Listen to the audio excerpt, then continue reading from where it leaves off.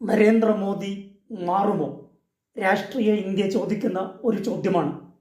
ഗുജറാത്ത് മുഖ്യമന്ത്രിയായത് മുതൽ 2024 മൂന്നാമത്തെ ടേം പ്രധാനമന്ത്രിയാകുന്നത് വരെ അദ്ദേഹം സ്വീകരിച്ച ഒരു സ്റ്റൈൽ ഓഫ് ഗവേണൻസ്, അതോടൊപ്പം അദ്ദേഹത്തിൻ്റെ അപ്പിയറൻസ്, ഇതിൽ കാതലായ മാറ്റം വരുമോ? നരേന്ദ്രമോദിയെപ്പറ്റി അദ്ദേഹവും അനുയായികളും സൃഷ്ടിച്ച നറേഷൻ, ആഖ്യാനങ്ങളും വ്യാഖ്യാനങ്ങളും കഥകളും വ്യത്യസ്തമാണ്.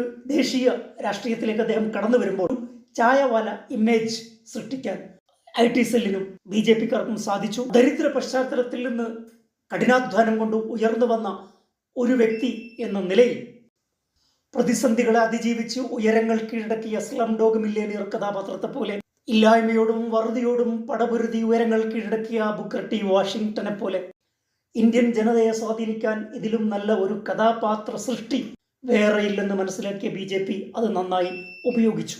മോദിക്ക് വേണ്ടി ഫ്ലൂട്ട് വായ നടത്തുന്ന മാധ്യമങ്ങൾ ഈ കഥകൾ പെരുപ്പിച്ച് അവതരിപ്പിച്ചു. 2015 ഒബാമ ഇന്ത്യ സന്ദർശിക്കുമ്പോൾ സ്വീകരിക്കാൻ പോയ നരേന്ദ്രമോദിയെ, ചായവാല ഇമേജിൽ നിന്ന് കുതിച്ചുയർന്ന പ്രധാനമന്ത്രിയെ, സ്വന്തം പേരെഴുതിയ ലക്ഷക്കണക്കിന് രൂപ വിലയുള്ള കോട്ട് ധരിച്ചുകൊണ്ട് കണ്ടപ്പോൾ ലോക മാധ്യമങ്ങൾ കണക്കിന് പരിഹസിച്ചു.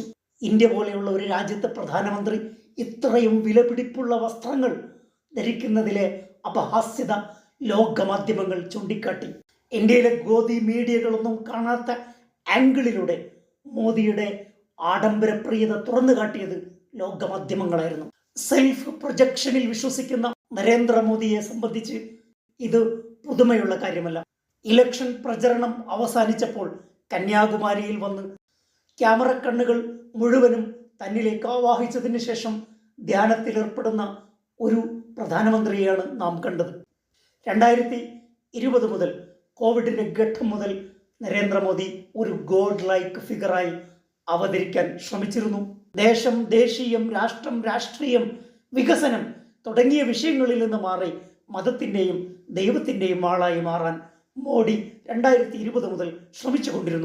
രാഷ്ട്രീയത്തിനപ്പുറം ആത്മീയതയുടെയും മതാത്മകതയുടെയും എലമെന്റുകൾ കൂടുതൽ ഉപയോഗിക്കാൻ മോദി ശ്രമിച്ചു. മതേതര രാജ്യത്തിന്റെ പ്രധാനമന്ത്രിയിൽ നിന്നും ഒരു അവധൂതിനെ പോലെ, ആധ്യാത്മിക നേതാവിനെ പോലെ, ഒരു മതത്തിന്റെ മാത്രം നേതാവായി സ്വയം ചുരുങ്ങാനും വികസിക്കാനും മോഡി പരിശ്രമിച്ചു കൊണ്ടിരുന്നു. ഒരു ഘട്ടത്തിൽ തൻ്റെ ജന്മം പോലും ബയോളജിക്കൽ അല്ല എന്ന് പ്രഖ്യാപിക്കാൻ മോദിക്ക് യാതൊരു മടിയും ഉണ്ടായില്ല.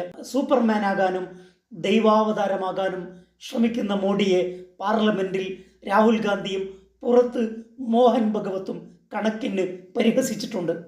India Today chief editor Arun Puri വിശേഷിപ്പിച്ചതുപോലെ, ദൈവാവതാരമാണെന്ന് അവകാശപ്പെട്ട് മായാവളയത്തിൽ ജീവിക്കാൻ ആഗ്രഹിച്ച നരേന്ദ്രമോദിയെ ഭൂമിയിലേക്ക് ഇറക്കാൻ ഇന്ത്യൻ ജനതയ്ക്ക് സാധിച്ചു. പ്രതിപക്ഷത്തോട് ആക്രമണം കാണിക്കുന്ന സ്റ്റൈൽ അദ്ദേഹം മാറ്റുമെന്ന് വിചാരിക്കേണ്ടതില്ല. 2014 മുതൽ 2020 വരെ കോർപ്പറേറ്റ് പ്ലേ ബോയായി മോദി അവതരിച്ചു. 2020 മുതൽ ഒരു ദിവ്യത്വത്തിൻ്റെയും ദൈവാവതാരത്തിൻ്റെയും പരിവേഷമാണ് മോദി അണിഞ്ഞത്. 2024 മുതൽ 2029 വരെയുള്ള കാലഘട്ടം മോദി എങ്ങനെ അവതരിക്കുമെന്ന് നാം ക്യൂരിയോസിറ്റിയോടുകൂടെ, കൗതുകത്തോടെ വാച്ച് ചെയ്യുകയാണ്. ശൗര്യവും ശക്തിയും ചോർന്നുപോയ ഒരാളെയാണ് നാം പാർലമെന്റിൽ കണ്ടത്. അദ്ദേഹത്തിൻ്റെ പ്രസ്താവനകൾക്കോ പ്രഖ്യാപനങ്ങൾക്കോ ജനങ്ങൾക്കിടയിൽ സ്വാധീനം കുറഞ്ഞു വരികയാണ്. രാഷ്ട്രീയ വികാസത്തിൻ്റെ പരിപൂർണതയിൽ നിന്നും മോദി താഴോട്ട് നടക്കുകയാണ്. പാർട്ടിയിലും പുറത്തും അദ്ദേഹത്തിൻ്റെ വോയിസിന് ശക്തി കുറഞ്ഞു വരുന്നു.